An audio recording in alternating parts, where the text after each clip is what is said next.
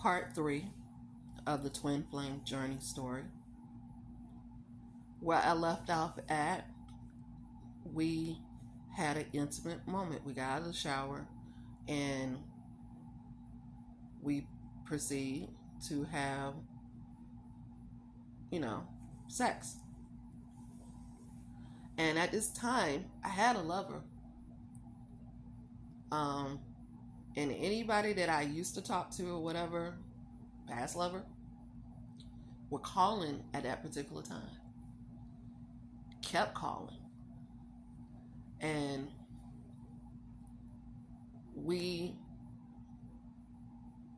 got in bed. And another thing that I had noticed, it seemed like we was in a bubble. A whole energetic bubble, like time stood still. Nothing else existed outside of that bubble that we were in. The person held me close, was very attentive, and I'm still a little high and still not believing this. In my mind, and this is how my mind go, okay, he just wanted to have sex because I fucked up his truck. That's my mind, and this is what I'm thinking. So, in the morning, this is going to be over with. You know what I'm saying? A one-night stand, and that's it. And I did not know that this was going to go this way with a friend. Not an intimate partner that I looked at this person as. Okay? And morning came, and we, start talking, and he said that he had to leave and he had to run errands and stuff. And I'm sitting up playing like, oh, okay, whatever.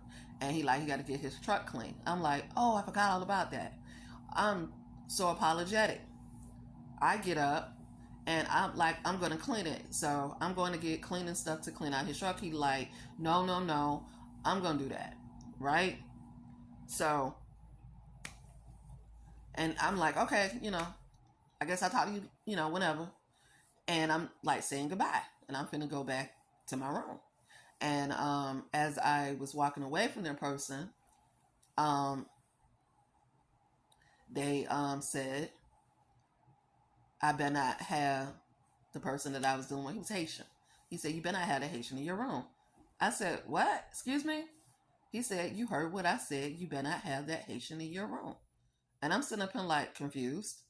What happened? What is this? And I'm stunned and I'm walking away and I'm like, oh, okay.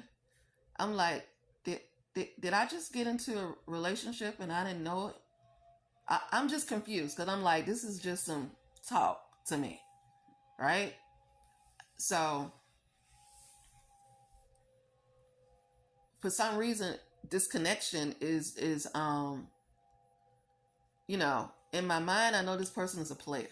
In my mind, I just know that this person is just not truthful. You know what I'm saying? But it's an energy that has me connected to this particular person.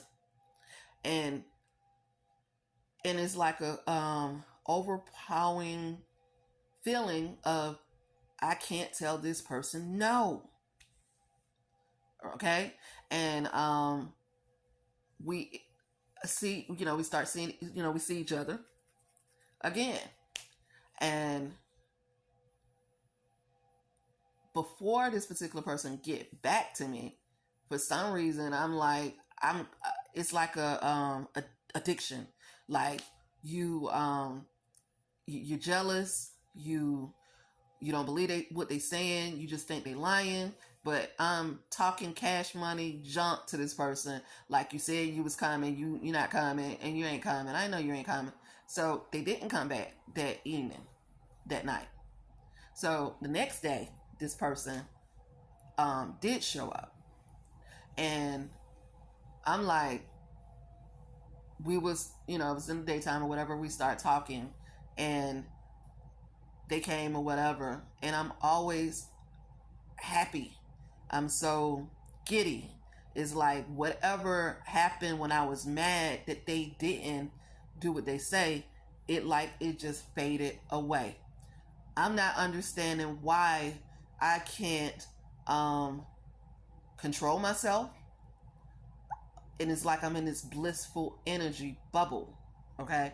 um and it's like a love energy, um and I'm just mesmerized by this person, but yet and still I'm being me. And I'm very silly, I'm very outspoken, and I'm very in my skin. So um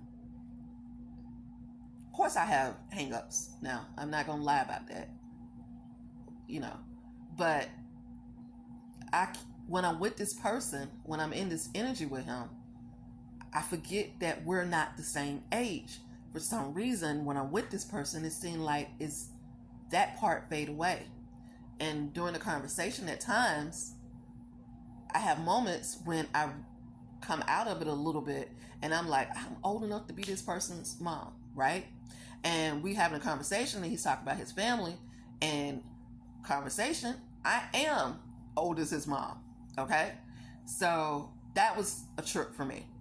And he like, I guess you can see it on my face and in my eyes. And he always give me direct eye contact.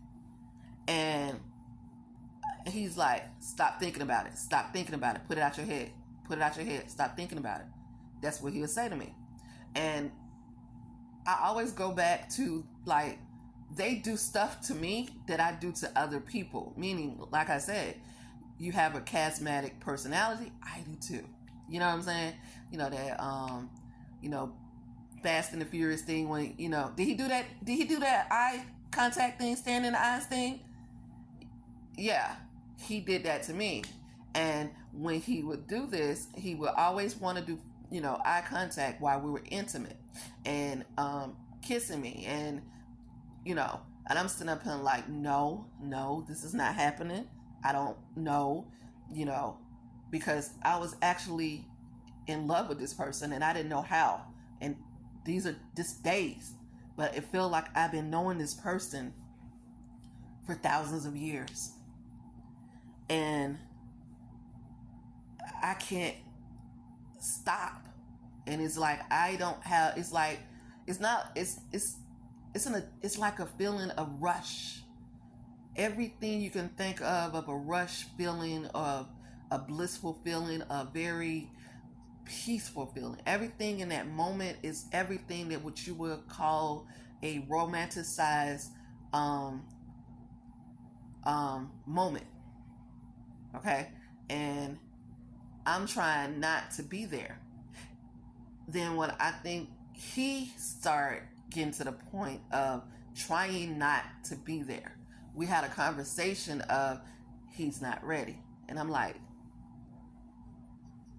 what do you mean? He like, I'm just not ready. And, you know, he said under his breath, and I'm like, huh? And then he'll change the subject. And when we be too intimate and he's more connected to me, he's trying to say it's just sex. Literally, I can hear his thoughts. Um, it is like a telepathy thing that's going on with us. And it's like, it's just a bubble, a blissful bubble. And we got another part coming up because I'm running out of time. So if you stay with me, you vibing for my story, cool.